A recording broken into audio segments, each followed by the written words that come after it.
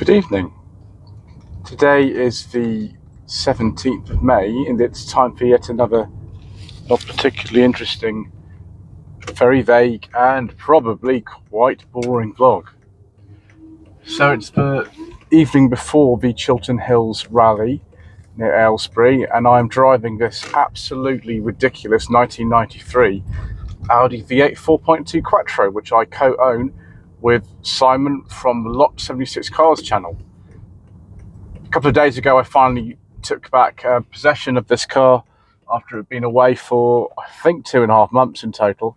It's been looked after by Mr. Coleman, rubbish mechanic, who has done a lot of work to it. We'll get into just how much work he's done to it in a second.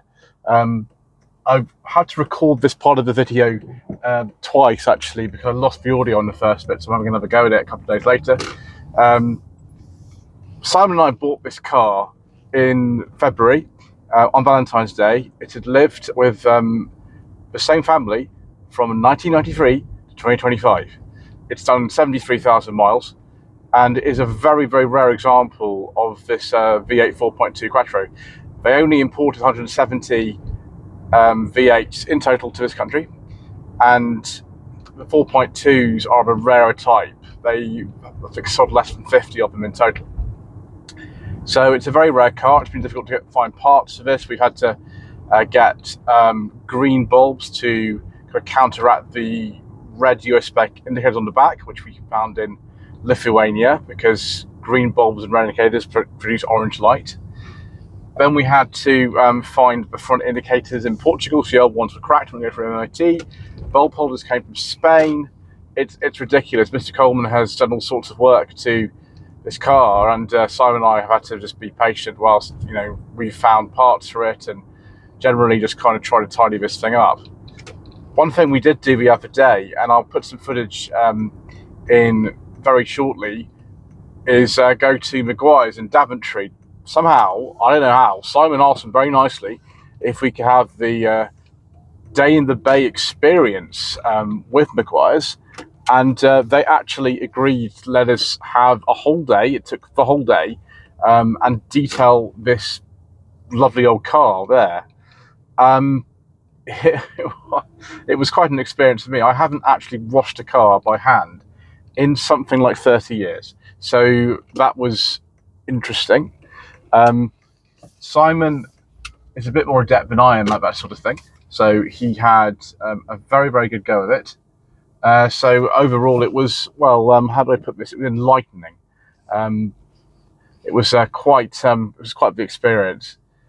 So what I'm going to do is I'm going to pull over in here. My Saturday evening is very exciting. I'm actually out at the supermarket, so I'm going to pull over, and what we're going to do is we're going to go through some things Mr. Coleman has done, because there's quite a lot of them, and then we will go to Daventry on Wednesday, and we'll see exactly what happened there.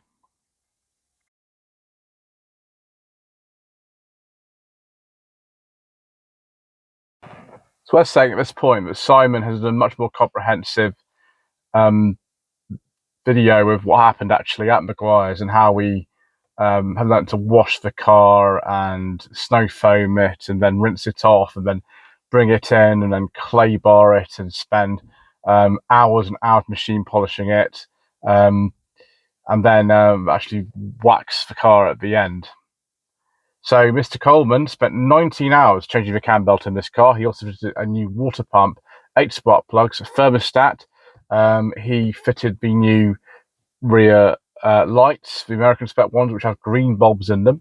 He fixed the wiring in there. He fitted the new front indicators, which came from Portugal, so the car now looks a little bit different because we couldn't find original spec indicators for a V8 anywhere in the world. We had to fit the aftermarket ones to Portugal. He fixed the wiring, he fitted new bulb holders. He's put new brake fluid in the car. We had new coolant. He's put in a new driver's side CD gator. He tried to have a look at why various gauges weren't working, but he hasn't quite found the source of that. So we still don't have a working fuel gauge, for example, which is a bit of a shame. Never mind. He cut and welded a new section of pipe into the exhaust because otherwise we've had to have one made for the car, which is about the same as what we paid for it. So there we go. And he resealed the light panel in the middle. We've had the two outer lights changed, but we actually have kept the original panel, and he's temporarily fixed the cracks with clear sealant. The passenger window at the back, the left-hand side rear window, that's been propped up because it actually hasn't worked to the car, and he's fitted a new screen wash pump. So he's been a very, very busy boy. So Simon here is actually doing a bit of machine polishing on the rear when we're just trying to get rid of a tree line down the side of the car. There's obviously quite a few stages into the process. The car's had a good wash. It's also had a clay bar. This is the machine polishing stage. This takes, by the way, a lot longer than you think it does. There is a large machine polisher. There's a small one. This is the small one. He's just trying to get out the tree line down the side of it. I actually did the boot on this car myself. This is entirely my work. It doesn't look great because there's a lot of scratches on this car, and you'll be able to see this actually on the roof where it's all scratched. Obviously, the lighting's very harsh in here, but because it needs to be able to see the paint properly. These scratches are actually below the lacquer, the clear coat on the car. Same with the bonnet, and there's not an awful lot that can be done about it. You can see actually the bonnet looks a bit better than the roof does. This has been machine polished and the roof hasn't yet. It's a big old car. We've been working on this on the guidance from the people at Meguiar's for most of the day. One thing it has done, which is amazing, look at the way that it's brought back the wing mirror caps. They're not the nicest looking mirrors on this car anyway. I think actually Audi should have possibly used some of their newer side mirrors on the cars. I don't think they're the most elegant looking thing. Also, this wheel might look brilliant, and it does, but this is what the rest of the wheels kind of look like. They look like this, which is okay. We're not going to change them. We haven't got a budget to refurbish them or anything. But we've put some wheel cleaner on there as well. So it's looking a lot better. It's just obviously when you start to be very thorough with detailing a car and it takes hours, you do uncover any paint imperfections. And actually on here, you can see the door now looks absolutely amazing. It looks fantastic, as with this wing. They look a lot better. So yes, it's been interesting sort of being here. This is an environment to me which is rather alien. I've never detailed a car before, and also the last time I hand washed a car was about 1995. I was about 12. So this is not something we do an awful lot. We've also managed to get rid of the GB sticker that was looking really old and tatty. You can see where it was. But yes, we've got a little bit longer to go to be able to say that this is as good as it's going to get.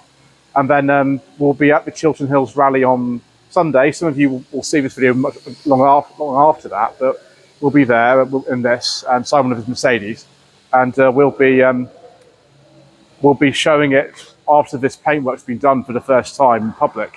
And we're hoping that somebody will say, well, this car is amazing. I want it. And that would be our sort of dream after the fact that Mr. Coleman has done an awful lot of work to it. And, you know, he's not intending to see it again, if that makes sense. But we've got a few more weeks with this. I think the last scheduled appointment we've got this car is sort of the end of June. I think one of Simon's friends at JJ on Cars, Simon. JJ on Cars, isn't it? Doing it. Yeah, JJ on Cars. He's the one who's probably the last person to film this, which will be in about sort of 6 weeks' time.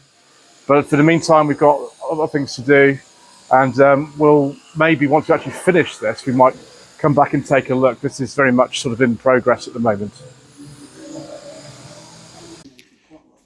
Right, viewers, look at this amazing kind of lustrous shine on the car. Just had the wax applied, which is the final stage of the process. We have got some footage of the car before this happened. I mean, Simon's taken some, which was right at the beginning of the day. But this is now it's finished, and particularly on the sides of the car, you can see here it looks almost new. The problem is you come to things like the boot, and you can see the scratches, and the roof is particularly scratched, which is a shame. There's nothing we can do about this because these scratches are beneath the lacquer. So there's nothing we can do about that. But the rest of the car looks honestly pretty good. The lighting in here is very harsh deliberately, so you can see what you're doing. But I think you'll agree that is quite an amazing looking thing, considering that the car was brought here because the paint was so bad and the paint was so flat. I think now whoever is going to have this car, but we've been told that we wouldn't need to do anything like this, even the waxing, for like 6 months, which is, we won't own the car by then, and then this is machine polishing and things like that. I don't know, a couple of years or something to that extent. But it looks really good. Started at about 9:30 this morning. It's now 4:30, and the transformation is absolutely amazing. This car looks almost as good as it did when it rolled out of the factory in 1993.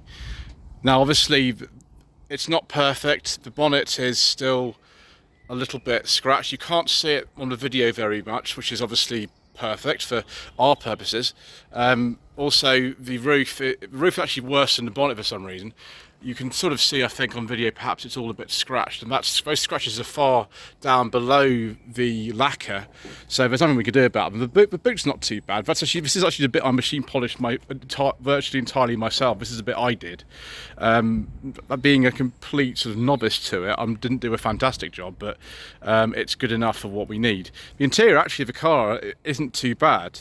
This is a whole separate thing. I think Simon will be dealing with that at some point, but it's not too bad. But the paintwork is so much better than when we got the car.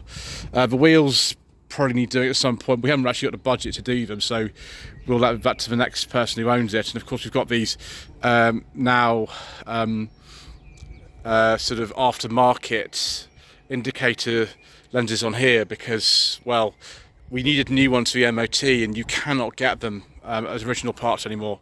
They don't exist. So they came from a supplier in Portugal. And the bulb holders inside them were also broken, so they were changed for some from Spain. And the outer two lights on here are new. They are actually from Lithuania. They cost just over £100 for the pair, and you wouldn't necessarily know unless I told you they're not the same as the original ones. We did have to get green bulbs for them because obviously you're not allowed to have red indicators in this country. You have to have orange ones, and the only way to solve that problem is put green bulbs in, which were a bit more difficult to find than we thought, but we did find some.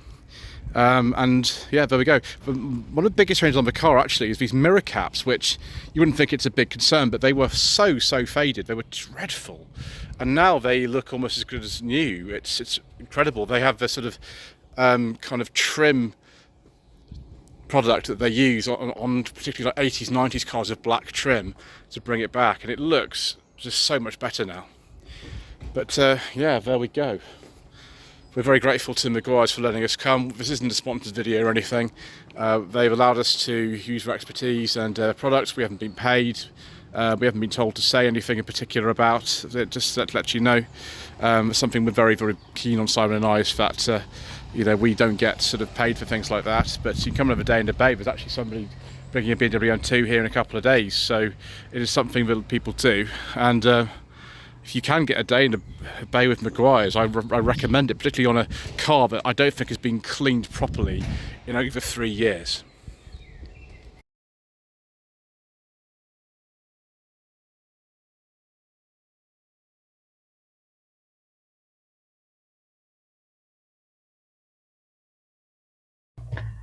So if you want to watch the video from Not CXCIX Cars, I'll link that in the description below.